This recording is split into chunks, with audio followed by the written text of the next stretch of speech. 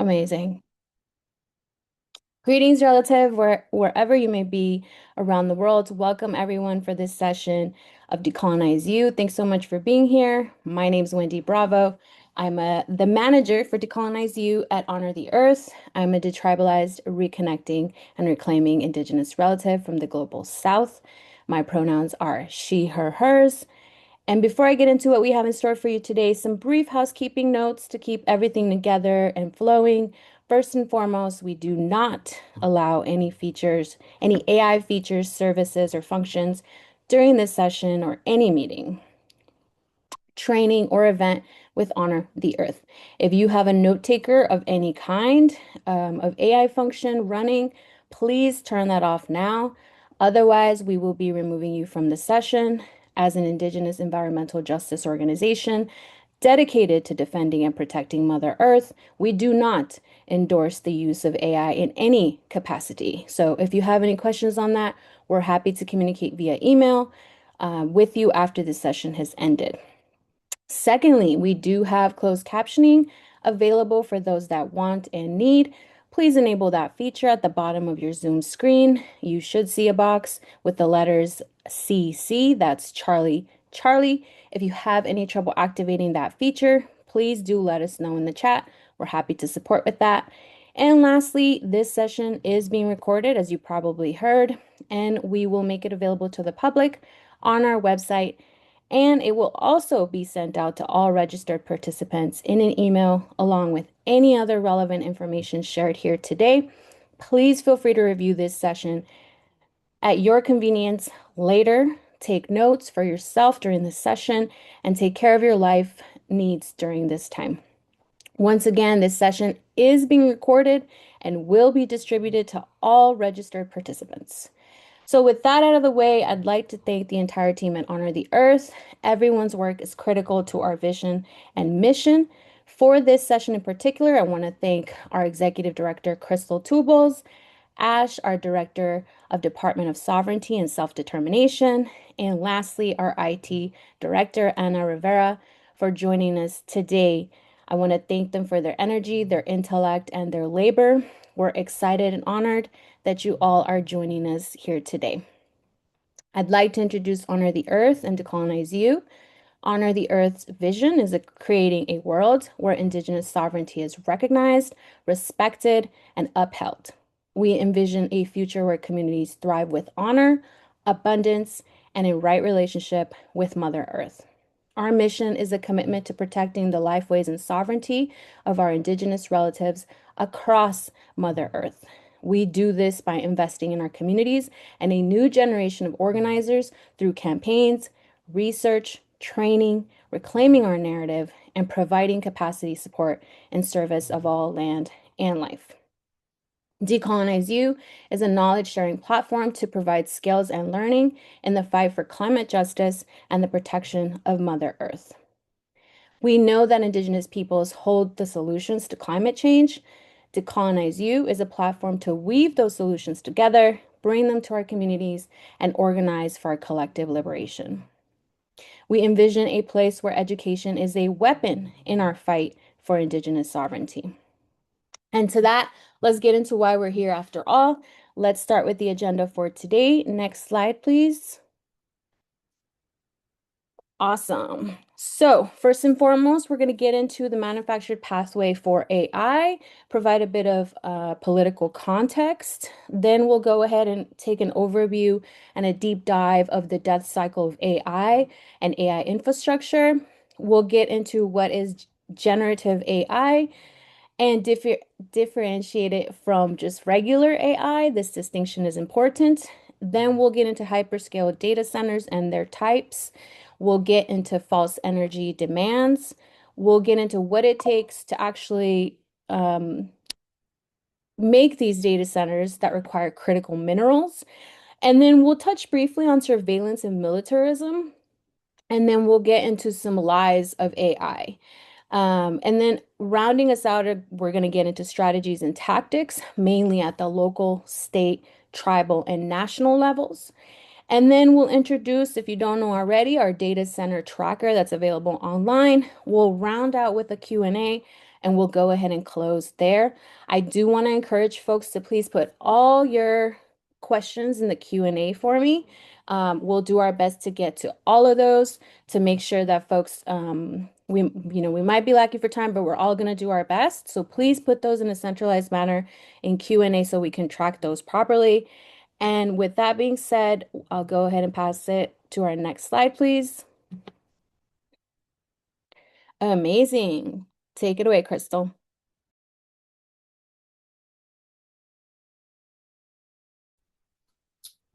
Thank you, Wendy.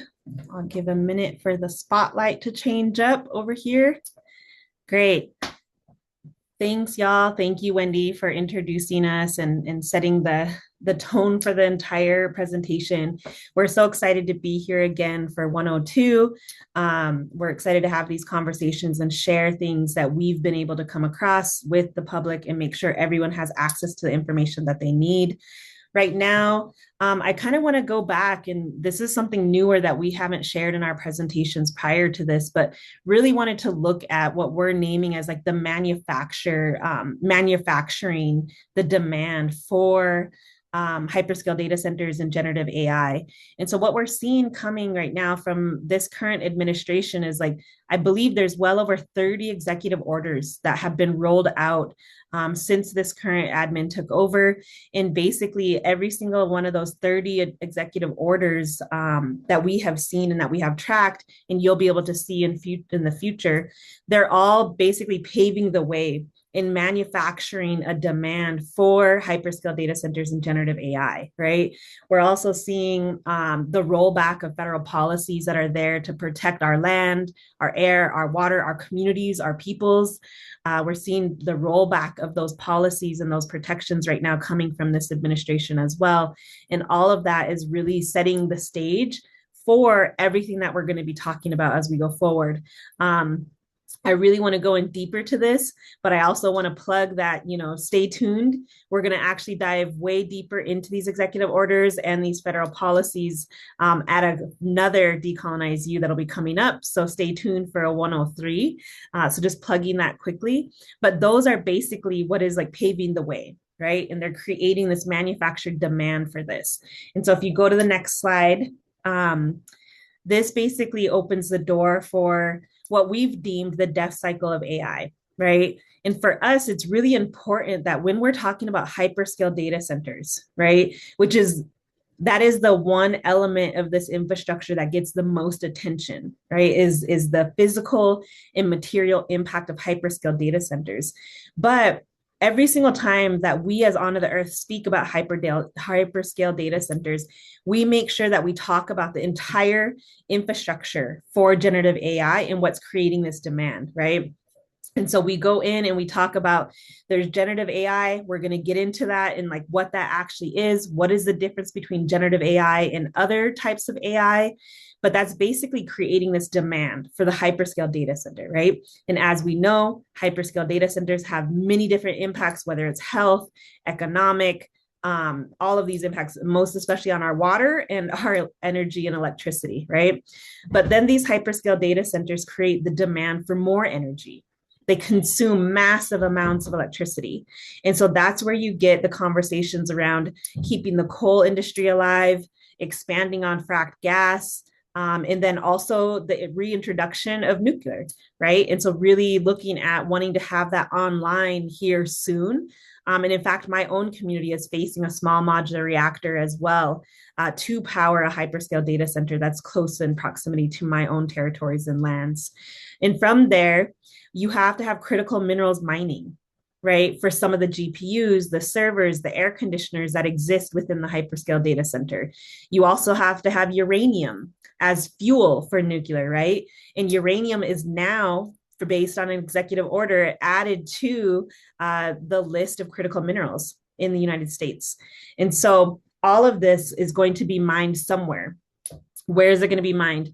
As history tells us, oftentimes indigenous lands are targeted for all of these, right? And so from there, the critical minerals mining, we know that all of this is being used, the generative AI in this entire cycle is being used for surveillance and ultimately militarism, right? And so again, just plugging the 103 that'll be coming up, we're actually going to go a little bit deeper into militarism and surveillance on our 103 Decolonize U 103 that'll be coming up soon. So if you go to the next slide, please. Just wanted to point out that right now, according to research, that the United States has more than 3,000 operational data centers, right? I think the number is like a little bit larger than that, but that's what it says right now. And actually, it's expected to grow by 1,500 new data centers, right? That's what's being planned.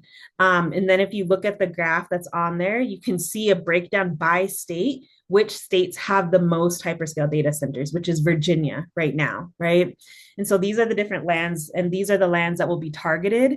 And then the native nations within those lands, within these states, are going to be targeted that much more because we have access to large amounts of land, waters potentially. Also, a lot of our communities have energy infrastructure as well. And so, really looking at what this impact's going to do. And I think yeah, just breaking down that number on here, it's a really big number. You can see each state already has that much, and we obviously have the most hyperscale data centers operational in the United States than any other country in the world, right? So moving to the next slide, just going back to the AI infrastructure, I just wanted to point out a visual that's a little bit more clear for folks. So really looking at like generative AI creating that demand for the hyperscale data center, and that's creating more demand for more electricity, more energy, than the critical minerals, and then surveillance and militarism. But what's not on here that I really want to highlight is that at each one of these steps, massive amounts of water are going to be needed, whether it's for cooling or separating or injecting. Water is needed for every step of this. So we know that that's going to have a massive impact on the water, and massive amounts of waters are going to be polluted, right? And so I want to move us forward into the next slide and hand this over actually to Anna to speak to us a little bit more. So going from that really high level, right, looking at like the current administration creating and manufacturing this demand, then looking at the entire infrastructure of generative AI. And now we want to kind of go into the details of each one of those elements of the infrastructure. And so with that, I will hand it over to Anna to walk us through generative AI in hyperscale data centers. All right. Good afternoon, good evening, good morning, wherever you're calling in from. So we hear the buzzword AI, artificial intelligence, right? But that's just like an umbrella term, and within that, there's other. It's got different tentacles, right? If you think about AI like that. But the ultimately, like AI was birthed from trying to have a fast computer. So at its core, it's just like math. And math, when I talk about math, is it was designed to like pattern trace, right? Um, and that's kind of where we see AI branch out depending on like what type of task it's designed to do. Um, the AI that we first interacted with, like just the general public, would be like your Siris, your Alexa, your Hey Googles. But those are just like foundational AIs, right? And they had restraints and they had like a subset of rules that they would abide by, right? Like the person asked for something with like for Google, you would have to say, "Hey Google," right? So that would tell the machine that, okay, I have to be ready for I have to int the input is going to be a ask and I have to give them a response. With all the data that I've already collected on this person to see how I can pattern match to give them the better output, right?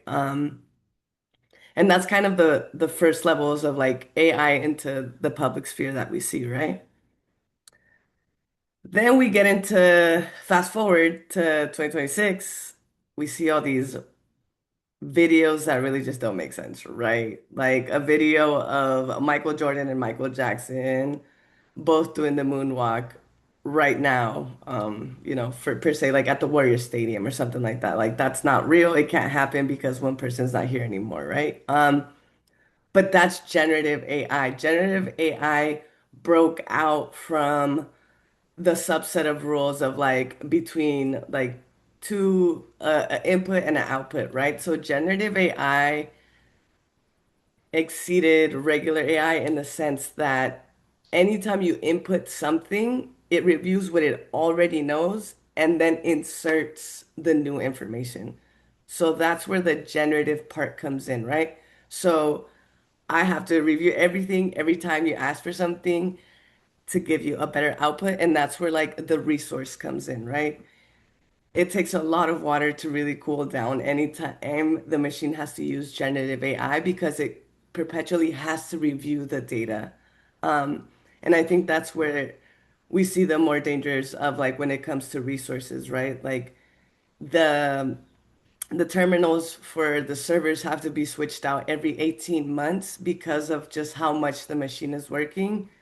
And and that's part of the dangers that we see, right? That's where we see like the increase of mining in the Congo and more people dying because there's a higher demand for the GPUs that are used for generative AI. Because again, it always has to review the data that it has, right?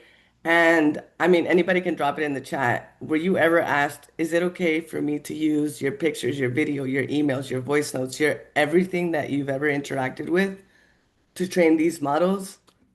Probably not, right? Because when you're having these conversations with your Alexa, with your Google, with your Siri, whatever, you probably thought that it was just a program that is just me and the program interacting, right? It doesn't go elsewhere. Unfortunately, that's not the case, right? We see that that all of our data was used without our consent to train these models, right? And not all good data is good data, right? And we see that with how faulty some of the outputs that these machines generate, right? And we put the AWS definition here. It's the Amazon definition, just to show you how attractive they try to make AI seem, right? By using like it's chemistry, it's biology, it's art, it's all these human things, right? When in essence, it's just pattern matching and at its core, surveillance, right? And then from that, that's where we see more of the branch out, right? There's six types of AI models that we see like in everyday life. It depends what type that you're using, but these are kind of the six buckets. We won't get too deep into it, but these are the ones that we see mostly are the machine learning models, which are here like the MLM, or as formerly known, chatbots, right? Most people know them as the chatbots or chat GPTs.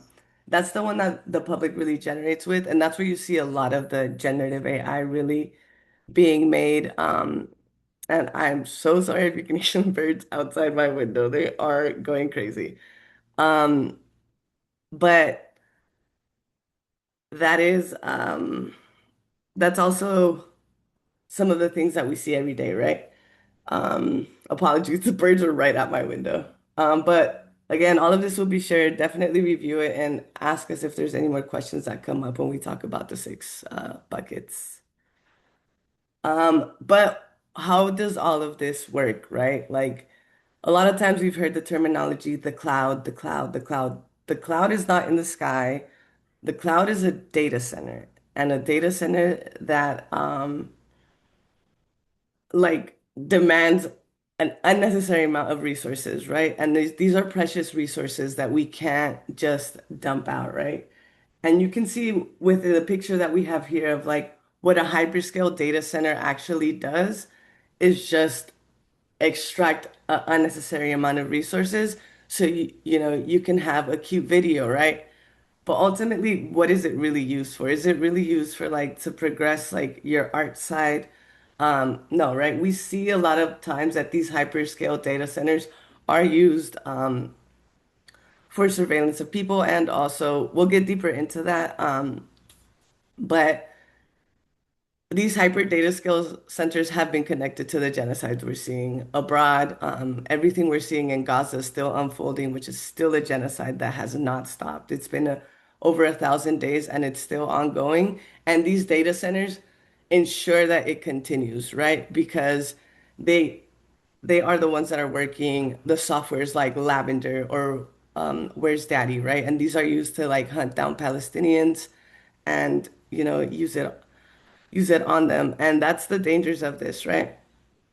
And then but that's why we see that there's like a global race to have like the best and the most data centers, right? Out of nowhere, they started popping up left and right. And who's gonna make the better one? Who's gonna make the fastest one? But they're never taking into consideration like the people that live around these data centers, the people that have an actual relationship to the land, that their medicines belong to this land.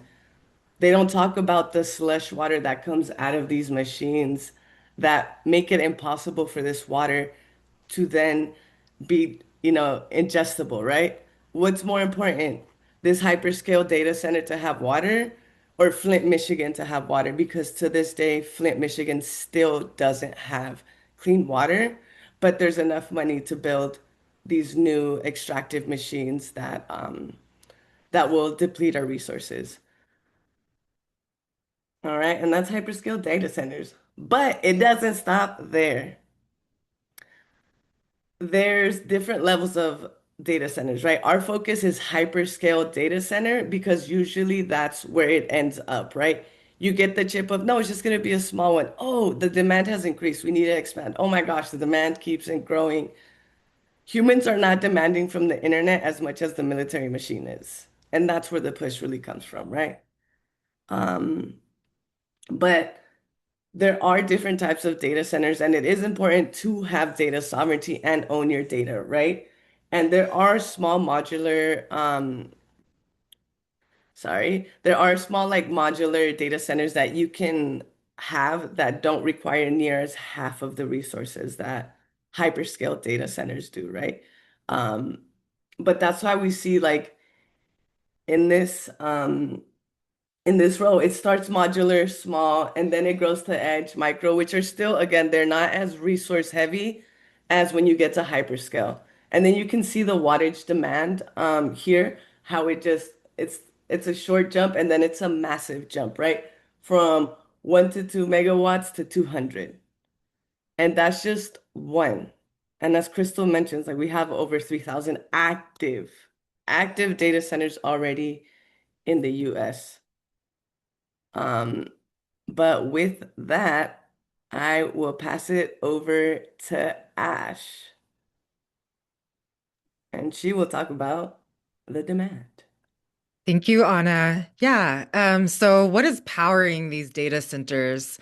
And again, just looking back to what Crystal presented around the death cycle of AI, just thinking about, how this, falsely generated demand is like in turn creating more falsely generated demand for this whole entire cycle. And so this is just kind of digging a little deeper into that and talking more about the energy behind it. So, as Crystal mentioned before, nuclear is one of the huge things that's being pushed forward on the state level, all across the nation. And it was really resurrected in tandem with the recent demand for hyperscale data centers and generative AI.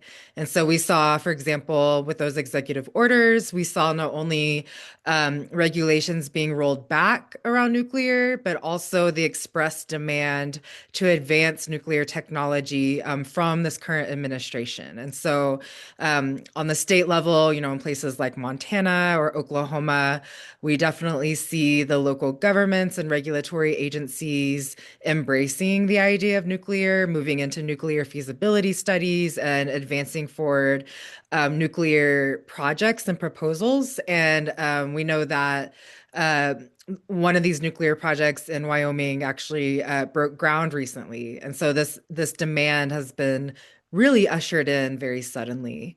Of course, there's a many multitude of issues with nuclear. We'd push back on, some of the larger NGOs and environmental groups or green organizations that would suggest that nuclear is clean energy, because we know, from our Dene relatives and our other relatives across Turtle Island who have fought nuclear for generations, that the impacts are extreme and they can last pretty much for our sake forever. So with nuclear power, we know that it involves the need for enriched uranium, which has to be mined. It also has to be transported and stored and disposed. And this is happening all across Indigenous territory. And we also know that they require waste facility for the spent uranium. Currently, there are no such facilities available for this, and so it's going to be stored indefinitely on Indigenous lands.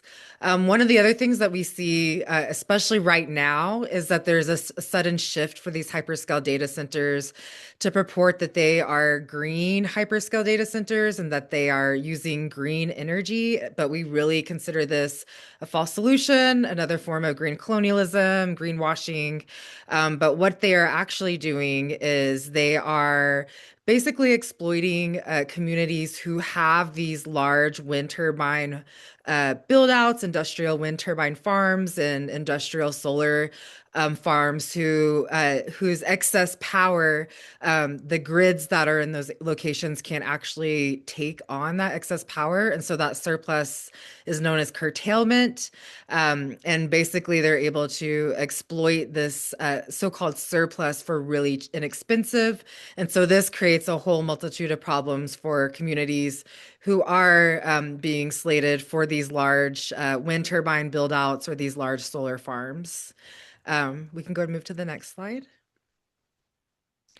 And as Crystal talked about earlier, it's also resurrecting some of these industries that we have fought hard. The communities have fought hard all across Turtle Island to combat, particularly coal. And we're definitely hearing some conversations, executive orders, and federal mandates around resurrecting the coal industry, which is definitely, very disappointing and almost wild for a lot of our communities, especially when we have, elders and aunties, uncles, grandmas, and grandpas who were directly involved in some of these fights and were successful in battling down coal and feeling like it's something that's already being phased out. And we know that the coal industry itself, it has a very short lifespan, and it is going to be phased out soon. And so all of this is doing is just kind of prolonging that phase out at best.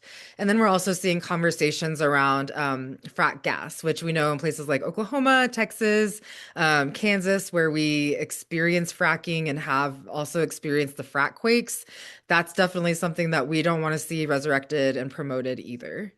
We'll go ahead and move to the next slide. And of course, all throughout the process, the issue of critical mineral mining, or what the current administration is deeming critical mineral, this mining is happening all across Indigenous lands, not just here on Turtle Island, but all across the globe. And these hyperscale data centers, they require large amounts of energy and minerals to build, and especially these so-called critical minerals. And so, a lot of the narrative around these critical minerals from the administration is that we need to deem it as such for our national security. But reality is that, these critical minerals are being used for this technology and also for weapons that prolong the military industrial complex. We can go to move to the next slide. And so, yeah, I think this is the last slide that I'll touch on, and then I think we'll tag team these next ones. But some of the lies that we're hearing from developers around generative AI is, this idea of water positivity. And we definitely have more information about this on our website. I encourage people to check out our toolkit. But the idea around water positivity is really the industry's way of pushing back on the fact that we've uncovered heard that these data centers all throughout the process require tons of water that cannot be returned back to the hydrologic cycle. So what they're purporting to do is actually to increase the amount of water that is available rather than reduce it. But we know that that's a falsehood. And so a lot of these companies are saying that they'll be water positive by the year 2030. And of course, we've already heard a lot of narratives around the year 2030. It's a flagship year around some of these greenwashing solutions or false solutions. We also hear around the idea that this is an economic benefit and it'll bring jobs to our communities. But just like pipelines and other extractive projects, we know that the permanent jobs are very minimal in comparison to what initial jobs are in the construction phase. And so while there may be, hundreds of jobs during the construction, once the location is permanently built, those jobs will be significantly reduced. And in addition to that, a lot of this technology is actually being developed to replace human labor. And we've seen a lot of these giant developers and hyperscalers actually laying off thousands of their employees, even just recently. You can look up this statistic and you'll find it all over the place. There's mass layoffs everywhere. And we also know that, the idea that this is going to be an economic benefit for our community is not true. It has not panned out. Really, what we're experiencing is being treated as sandboxes or testing sites to house these giant developments. Again, I saw someone plop I just saw a closed loop system really quickly. The chat's kind of going off. But yeah, the idea that they're using a closed loop system, we know that they're not using true closed loop system. What is happening throughout the process of the closed loop system that occurs inside of these hyperscale data centers is actually a lot of evaporation occurring throughout the process. And so for those who aren't familiar, evaporation is the water escaping the system. And obviously no longer being there. That's why these companies, again, are asking for millions of gallons of water from these municipal governments because they need a lot of water. Then again, just returning back to the idea of the green energy credits, this is definitely something new. This is also a way of these developers to not only take advantage of some of the influxes in the market, but also to push back against, a lot of the pushback, the community pushback around these individual power plants, whether they be nuclear or whether they be fracking sites or whether they be, something like that. And using these, again, this idea of curtailment in these places where there are industrialized wind turbine farms and solar farm build outs to take advantage of that. And to be able to say that they're green. But again, a lot of them are still using liquid cooling, and even with air cooling, there's a lot of power needs for that. And so it is still using a lot of water. And so that's something that we're seeing as a narrative. And then the idea again around data sovereignty, we contend that this is not a form of data sovereignty, that these companies are actually using our data on a mass scale to create centralized databases to surveil communities on a mass and wide scale. And so we definitely think this is the opposite of data sovereignty. We should actually be looking at ways to protect our data from these companies having access to it.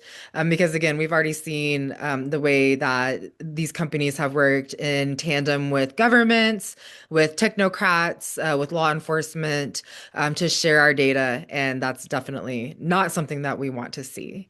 But we can go ahead and move to the next slide. And yeah, I'll go ahead and pass this one over to Crystal really quick. Yeah, thank you, Ash. Yeah, thank you so much for everyone dropping all the knowledge in the chat as well. Like we're not we're people who gather all of the research and gather all of the content, and like we try to compile it and do our best to get it out. So anything you share, it's always helpful. So really appreciate that. Also just flagging, as we're going forward, one of the things that we promised on the last Decolonize U session 101 was we wanted to dive a bit more into the strategies and tactics. And so what have we here at Honor the Earth been doing in terms of our strategies and our tactics that have actually been effective and that have been helping, right? We've had some successes. Ash herself is leading up a team and working in partnership with many different folks on the ground in Oklahoma. And we've had the most wins and victories and successes there than any other state right now for Honor the Earth. And so really wanting to tap into her knowledge and her actual like lived experience in some of these tactics and strategies to see how we can stop this, right? And how we get the information out there. So I want to hand it back to Ash for the local and share that piece. And then I'll dive into some of the tribal and more national pieces, but we'll tag team this section together, y'all. Yeah, thank you, Crystal. And so, yeah, this is definitely where we're seeing a lot of interventions being successfully executed is definitely at the local level. And so, a lot of times we see these hyperscale data centers starting off as zoning issues. And so that happens at the county level. And so there's a lot of opportunities for communities to intervene there. And so you may have, a planning commission or, a development commission. It may be called something different in your community. But I think it's just really what the important thing is to, take a look at your county website, see what their agendas look like, look at the agenda and look at those zonings. And oftentimes you'll see that the companies are requesting that agricultural land be rezoned to industrial or specifically light industrial. And that's, definitely something that can be an intervention process. And I would suggest, definitely if you can, getting the community together at that level, because you might have more success, asking your local planning commission, who might just be your neighbors or, people who are in your PTA or, other community relatives, are oftentimes on those commissions. And so that might be a little bit easier to have those conversations with them. Again, once, if it is approved through that planning commission, they will recommend it to the county commissioners. It may be a little bit more difficult to intervene there, but it's still possible. So definitely, again, with those community meetings, sharing information and calling and talking to and emailing your county commissioners is going to be really important. This is a space that a lot of people don't actually engage with. And so they're not very accustomed, unlike your city council maybe, to having these engagements. And so it is a really important place to intervene. And so I still encourage you to have those conversations with your county commissioners. And, I think they may actually appreciate having conversations with the community because they don't usually do that. But again, starting at that earlier level, at the commission level, these planning commissions or these boards or these committees may be a little bit more successful than the actual commission. Also, after the county commission level, these often will go to your city council, your municipal government, and that's also a place where you can definitely get the community together. City councilors are often, supposed to be more receptive to community and public input, and so definitely talking to your city councilor, if it's on your agenda, getting the community together to speak against it, and also letting your city councilors know that you're opposed to it. And even more than that, pushing them to impose moratoriums or even bans. And here in Oklahoma, we're a red state, and we're also a tribal state as well. And so it's mixed. But we have had a lot of success pushing forward moratoriums in our rural municipalities and our city municipalities in Oklahoma. So you can do it too, for sure. Next slide. And I'll go ahead and pass back over to Crystal. Yeah. So, as Ash said, Oklahoma is definitely a unique place in terms of being at the forefront on the fight for tribal sovereignty and jurisdictional issues that everyone navigates there, but also just broadly looking at the different types of fights that we're encountering with the different tribes across Turtle Island. Jumping in here, I also just want to say, like, really quickly, like lawsuits go across local, tribal, state, and national, international. So naming that as like a tactic or an intervention that can be used. Also, narrative work. I feel like I've seen in the chat someone's that like knowledge is power, right? And so that's what our big focus has been at Honor the Earth across all levels, right? We've been able to actually like pull the research together, pull data, pull facts, and then be able to turn around and like offer educational sessions like this one, and others in person and virtually, to make sure that we get information out to as many people as we possibly can. And I think that's something that everyone on here can pick up as well as interventions that we have seen as effective, right? And that's at any level. But tribal specifically, I think that some of the tactics that I have seen that have been effective are really looking at advancing and updating tribal law and order codes. To include like sound ordinances or light ordinances or like electromagnetic wave ordinances, things like that, and like having different buffer zones. And I think even going as far as including like treaty lands or including like 30-mile radius from reservation lands or things like that. So I think that's really important. I think that tribes also have their own ability to implement like class one air and water quality standards, right? So my nation, Northern Cheyenne Nation, where I live, we've been able to incorporate that. It only protects against so many things, but it's also a step in the right direction of protecting our waters from contamination, pollution, all of that. The other thing is like the legal infrastructure of the tribe. So really looking at the fact that the reason why tribal communities are targeted is because oftentimes we don't have the legal infrastructure to hold these corporations accountable. So I think for tribal members to really start pushing for law and order updates and legal infrastructure updates as well. There's the basic resolutions. Not all tribes have the exact same type of governance structure or governance system. So it's important to like really take this on a case by case basis. But generally, you can get resolutions similar to like legislation introduced to your tribal council and try to move that up. And that's where you can introduce like a moratorium or a full-blown ban as well. There's also feasibility studies. I know several tribes across the country have initiated feasibility studies, but I also want to say a feasibility study alone is not acceptable. You always have to couple that with an impact study because you want to know what the actual impacts are going to be on your lands, not just that this is possible, right? A feasibility study is designed to let you know if this thing is doable on your lands, right? And so we all know every feasibility study that's probably done on tribal lands always comes back with like the very minimal amount of deterrences, right? If any at all. The one for the nuclear small modular reactor that they're proposing here in this community, the feasibility study that came back has zero deterrences, even though we don't have access to the amount of water that it's going to require. And also we're right in the heart of fire country, you know? And so just thinking about nuclear waste disposal and fire is not a good combination. And then also looking at tribal data analysis. And so another one of our team members started talking about that and really pushing like tribes oftentimes they get sold on this idea that we need that this is data sovereignty, right? And Ash talked about that and dispelled that. But that's really how they approach our tribes is they're coming to us and they're saying this is going to lead towards tribal data sovereignty, right? And this is what you need. But tribes haven't even done a data analysis.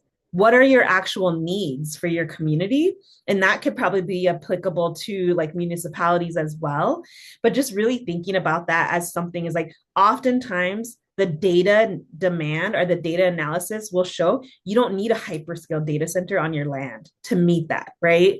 And so that's just something that I'm looking at that I have seen personally and have seen them approach our tribal leaders with in the name of data sovereignty. And so those are just a few different tactics that we've seen be effective and that we've seen different tribes use. So I'll hand it back to you, Ash, for state. Yeah, thanks, Crystal. And yeah, I think we have some templates available for people who are interested in pursuing this for their tribes or their municipalities. And if not, we will definitely add that to our toolkit. So just be on the lookout for that. But yeah, we'll move to this next slide, please. So state level. So yeah, definitely, reiterating around how important it is to organize locally. But again, we definitely at Honor the Earth encourage all diversity of tactics and strategies. And we recognize that, it takes many different ways and avenues to achieve a different goal. And so just talking a little bit about the statewide, you really have, two avenues through regulatory bodies and then through legislation. And so, one thing that I think is really important for people to understand is that this is going to be a very slow process and it is going to involve a lot of engagement. And with the regulatory bodies, it's really critical for people to know that they can't actually act beyond what your what your state legislator has actually dictated that they enforce. And so, a lot of people are wanting them to, push forward or protect, and do a lot more than what they actually are mandated to do. And so that's something that, you need to take up with your state legislature to improve those regulations. But one other thing that's really important for people to know is that oftentimes these regulatory bodies actually have a process called administrative approval. And this is particularly true in like fossil fuel and extractive states. And this basically is a process where the regulatory body will rubber stamp approve all projects that are asking for permits, unless there is actual direct opposition from, and this is typically people who are directly impacted, so they're directly in the path of whatever project is being proposed, and they actually are intervening through an official suit through that regulatory body for that project approval case. And so that sounded like very like jargony, but all of this to say is that at the regulatory level, it's really important for you to pay attention to those notices. A lot of times they'll be shown in, your local journal, your local newspaper, or their website. And that's where you can see if that project is actually impacting you or your local community. And if it is, then you can have that opportunity to file directly against that project permit. And so that's, just a little bit there. And for this, it's really critical to pay attention to these notices. It's here in Oklahoma, it's very arduous to pay attention to these notices because there's so many of them and you have to look up each one individually. And so that may be the case where you're at. But you'll want to do a little homework there. And then you'll also want to know where precisely the project is slated for so that you can know who's actually going to be directly impacted so that you can make that intervention. With legislation, it's also a way communities can intervene. Again, I would say it's arduous and tenuous path. It does require extensive lobbying of elected officials, but some examples of policy ideas that you can push around your legislature are statewide moratoria, these statewide bans, very stringent regulations, and even penalties against hyperscale data centers that will enable regulatory agencies to intervene, or for communities to trigger the regulatory agencies to intervene, also to effectively be a ban and to be unattractive for these developments. And so again, we recommend a diversity of tactics and strategies and really want to emphasize that policy interventions are an important intervention. They're more of a long-term intervention, and they can be more difficult to obtain. So I'll just go ahead and pass back over.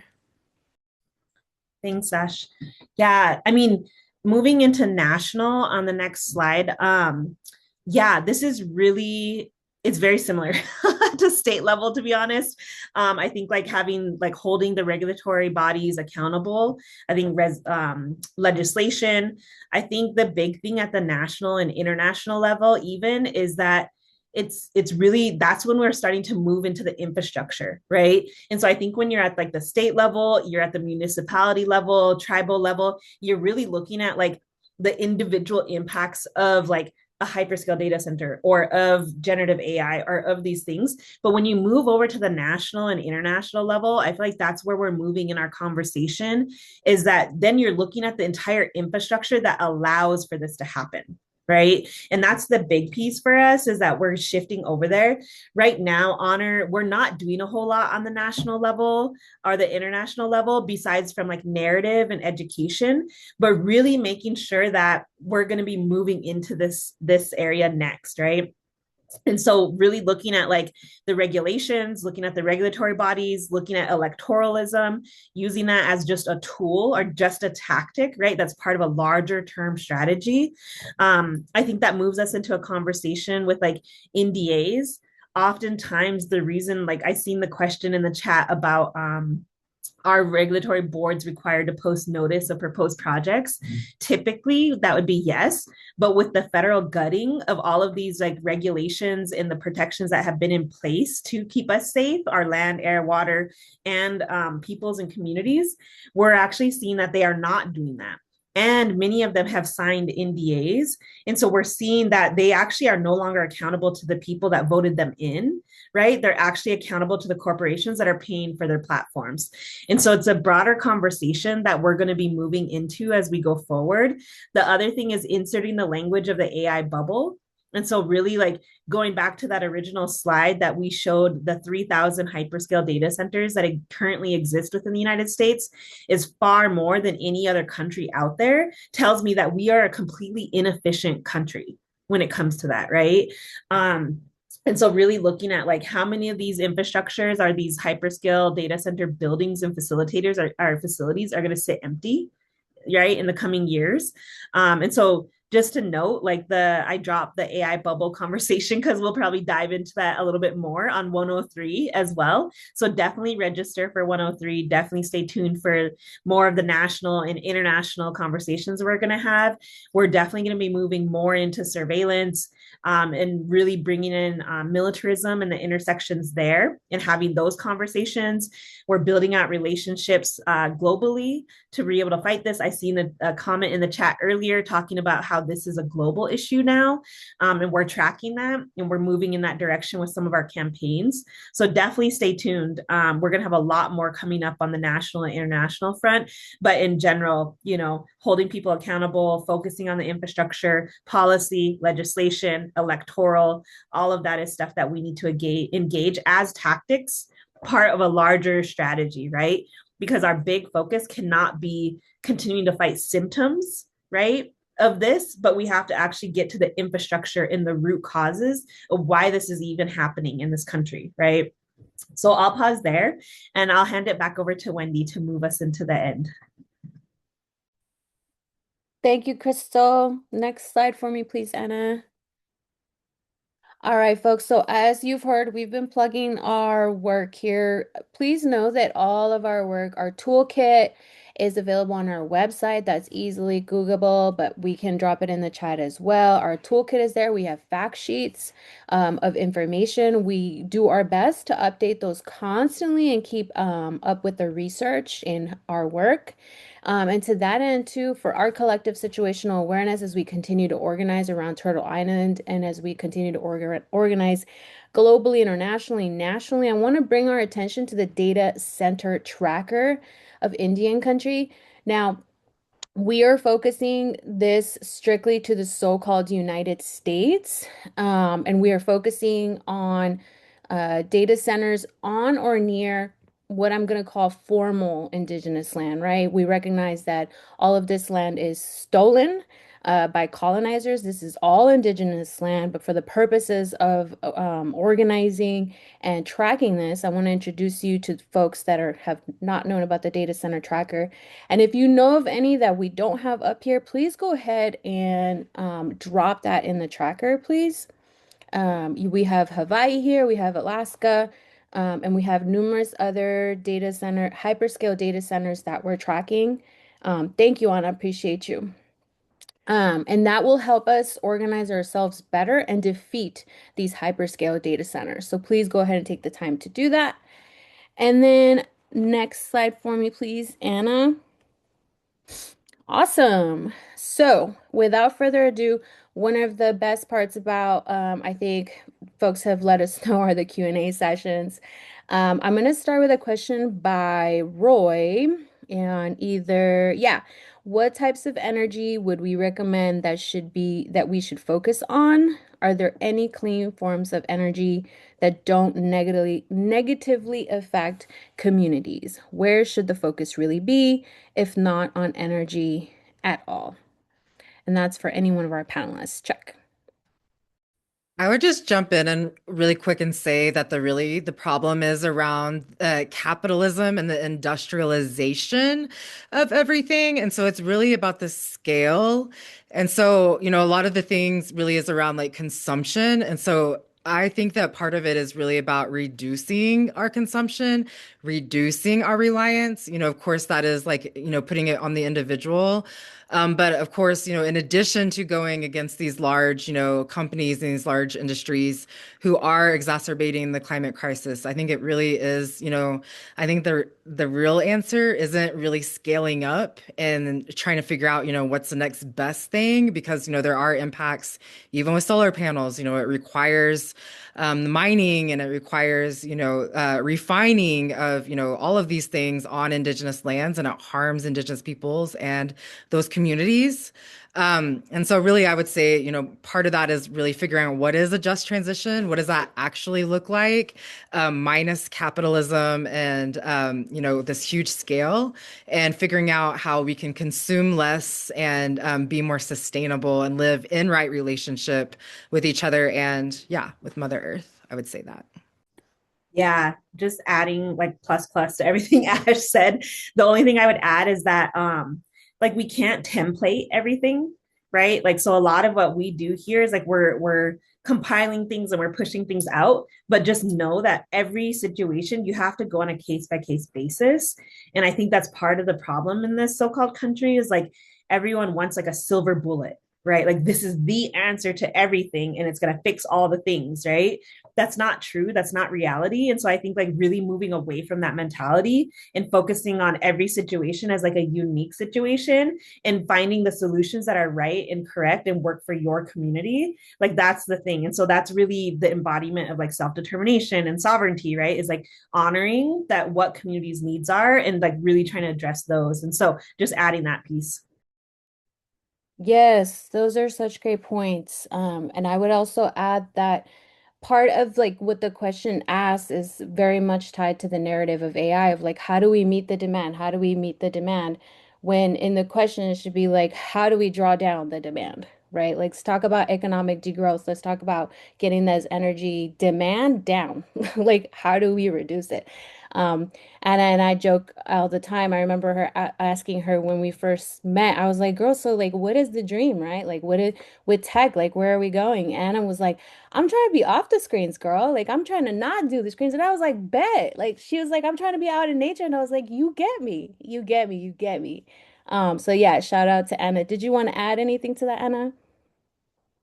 Yeah, I think just like the manufacturer consent at like the cost of your utility, right? Like ultimately who is paying for these projects and these like obscene ideas of billionaires, right? Like it's us. Like we're fronting the bill all the time. And I think that that's part of like taking back the agency when like a lot of these energy demanding systems were imposed on us, right? We didn't ask for them. Like there was people that lived generations without solar turbines. Like food was never an issue, housing was never an issue. Like people were healthy. And I think that like as Ash said, like the only way forward is to go back to the land. Love that. Our next question, is there any way that data centers can be done in a responsible way? Can they act as gateways to sovereignty? For example, by creating a way for tribes to generate their own electricity and eventually establishing their own utilities if they aren't already. I know we have answers for this one. Check.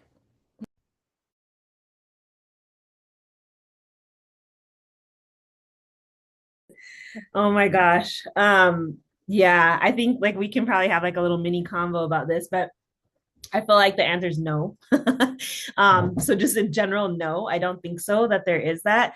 I think the thing here that I'm seeing too is just like there's a reason why we break down AI right? And have this like define what generative AI is versus like other forms of AI. What is there, like 44 different types of AI? And there's like six main ones, right? So it's just like it's difficult to try to like talk to people about these things when like everyone is generalizing so much. And that's why we're really trying to define things and like break it down farther, but we lose people in that, right? Like it's so complicated. But just adding in there too, oh, I'm sorry, the question disappeared. I was trying to find it. There we go. Sorry, y'all. But I don't think that there is a responsible way to do it. To me, like that's why I was talking about doing a data analysis. Oftentimes, you don't need a hyperscale data center on your land to be able to have data sovereignty, right? Yes, we need to control our own data. We need to have a say in that because oftentimes, as Native people, as we know, we're listed out as other. You never see Native folks or Indigenous folks on facts or data on the news or any of that. We're listed as other. We're all looped together and bunched together with other groups. So, yes, we do need that, but that is not a hyperscale data center on your land that sucks up massive amounts of water, increases your electricity bill, and pollutes your land and increases the temperature of your land by 16 degrees, leading to environmental collapse and ecological system collapse, right? And so I don't think that there is a way to do that, but I'll let other folks jump in there, yeah, to add to that. No, I definitely agree with that. And I think it like really is like the issue around like what do you actually need this for? And there probably are already data centers that you have for the needs that you're suggesting that your tribe has. And so I agree. Like I think that what I'll say is that this is again a falsely generated demand. And what we're seeing the actual benefit of these hyperscale data centers is around mass surveillance. And so I think that for me, just knowing that, these technologies are mining our data and we are the product, I think that that's really scary for tribal sovereignty. And we've already seen ways that, our communities have been exploited through generative AI. There's already been fake videos that have been made. There's, been, bastardization of our languages that have been incorporated into these different technologies. And so I would push back, very harshly against the idea that this is a pathway to tribal sovereignty or that this can be done responsibly, because not only are there no actual benefits aside from mining our data and having, the drop on all of us, I think in invading our privacy and security, and making us unsafe, but also the environmental impacts around the actual developments themselves are just so tremendous that I don't see that there could be a responsible way. Excellent points. All right, we're going to go over to Danny. Danny has a question. Are there any plans on placing data centers inside or very close to the Northern Cheyenne Reservation? Check.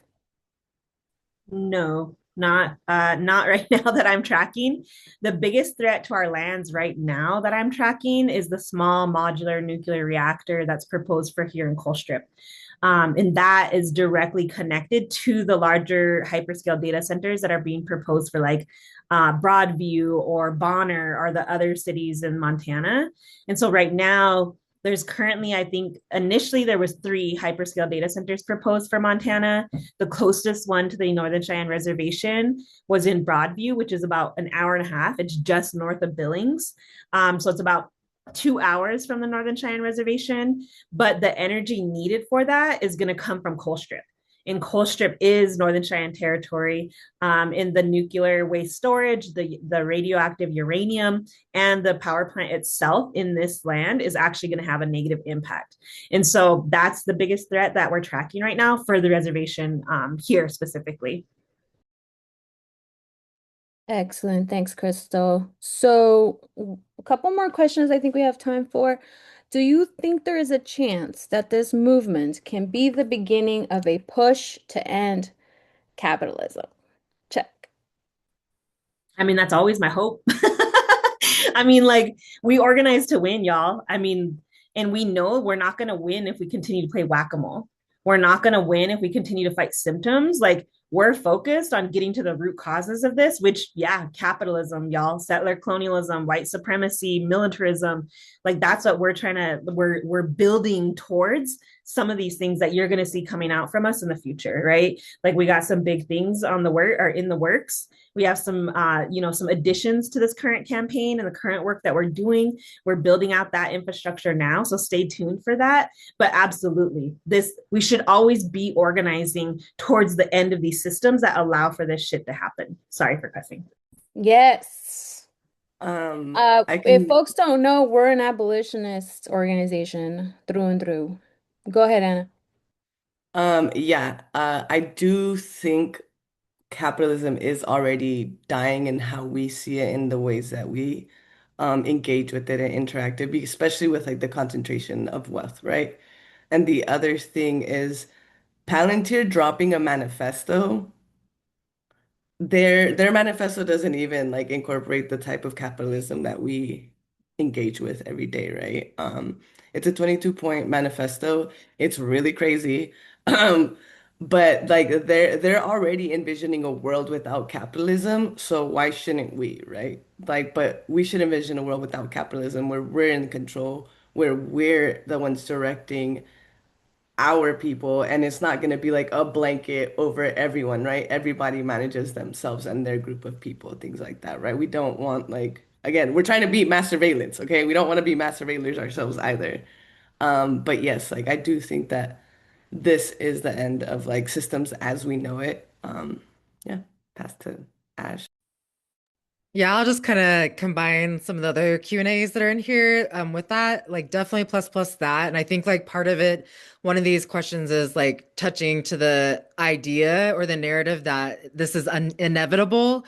And so that's why we need to jump on the train. And I think that that's really important for us to fight back against because it's not inevitable. We literally don't need any of this technology. We don't need any of these build outs. And there is actually no real benefit to any of this for our communities, for our land, or for our future.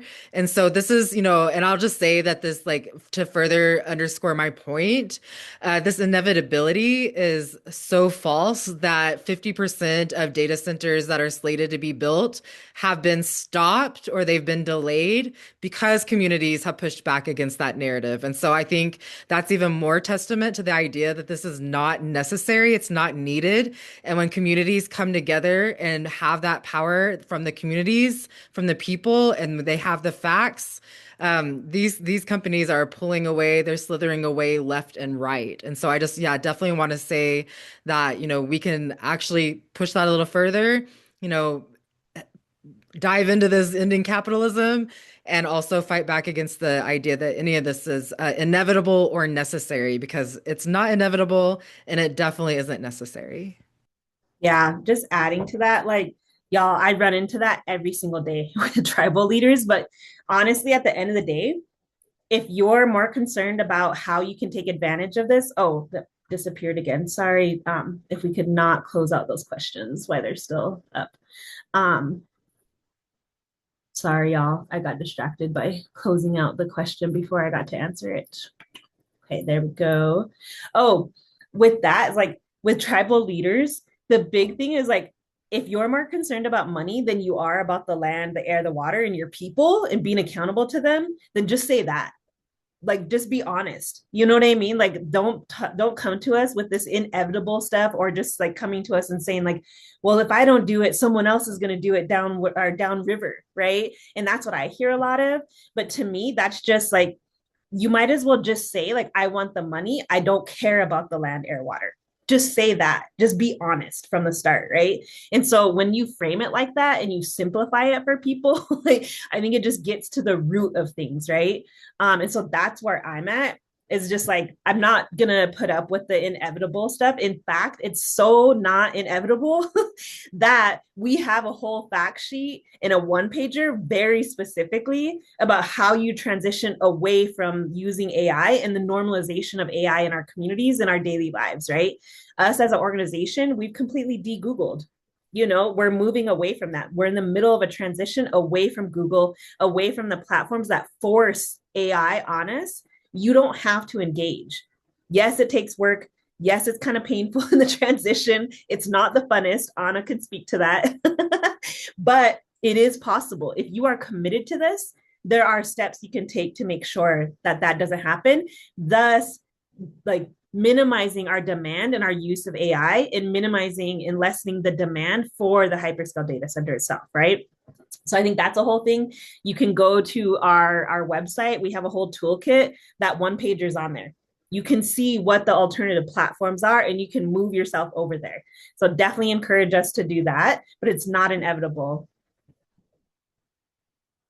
Oh, I do see the SMR stuff in the conversation. I seen those coming up in the chat too. Like, so this is what got me into the conversation about hyperscale data centers, but just bringing up that SMRs, the current the like prototypes or like the current blueprints for the SMRs right now, there is no actual SMR of those type that exists in the world and that's operational.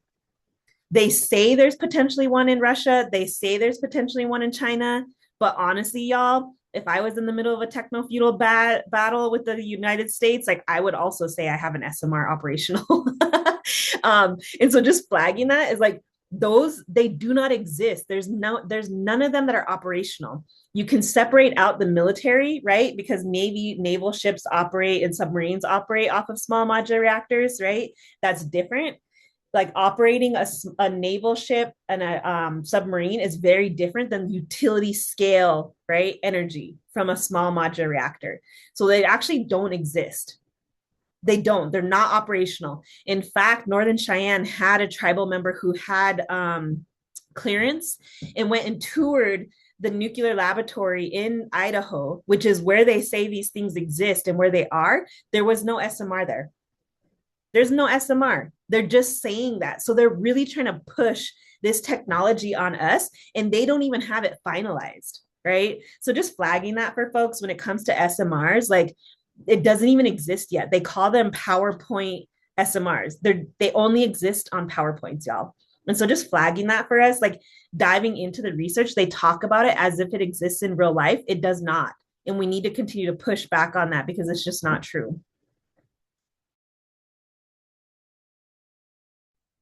Love it. All right. We are about any last call for questions, y'all.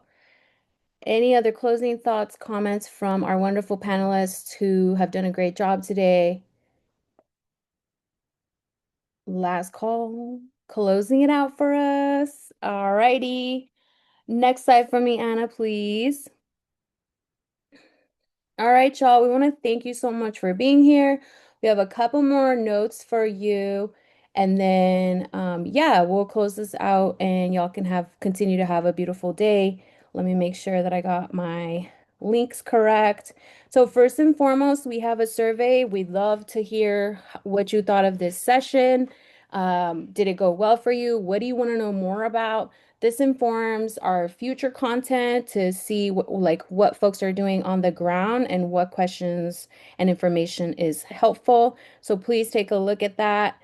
Also, we're super stoked for this. We just rolled out our merch store, so please check it out. Our link is in the chat. You will notice this beautiful graphic, Ask Your Auntie, Not AI. It's super popular. It's a limited edition. There's also like hoodies and beanies and teas and just a lot of cool stuff. So please check it out when you get a chance. I want to give a huge round of applause, remote round of applause to our panelists and speakers today who did an amazing job throwing down. Please stay tuned for all our next Decolonize U content, as well as everything that our Department of Sovereignty and Self-Determination is throwing down. And we shall see you in the streets, on the roads, in the country, everywhere, throwing down. Check. Thank you so much. Thanks, everyone. Thank you. Thanks, y'all.